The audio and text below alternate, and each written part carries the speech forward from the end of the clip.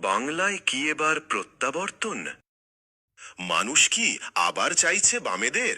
কি বলছে শ্রমিক, কৃষক, মতুয়া ও ছাত্র সমাজ? সেদিন টাটার কারখানাটা হলে কত ভালো হতো। কাজের জন্য রাজ্যের বাইরে যেতে হতো না। তখন দিদি, শুভেন্দু, লকেট সবাই মিলে টাটাকে তাড়ালো। আজকে এরা এসে এখানে নাটক করছে। এর থেকে সিপিএমই ভালো ছিল, ওরা আমাদের কথা ভাবতো। রাজ্যে সিপিএম আসুক আবার। কি চাষ করব? সব তো ভাই সব বন্ধ করে দিতে হবে। সরকার যেভাবে সারের দাম বাড়িয়েছে আমি আর পারছি না, ফসলের দামও পাই না। আগে স্কুলটা ভালো ছিল, কিন্তু এখন মাত্র দুজন স্যার, ঠিক করে পড়া হয় না, ভালো সায়েন্স ল্যাব নেই। এই জিনিসের বদল দরকার। অন্তত সিপিএম আমাদের থাকতে দিয়েছিল, আমরা চাষাবাদ করতাম আর দুবেলা খেতে কোনো সমস্যা হয়নি। কিন্তু বিজেপি এখন ভোটার তালিকা থেকে আমাদের নাম বাদ দিয়েছে।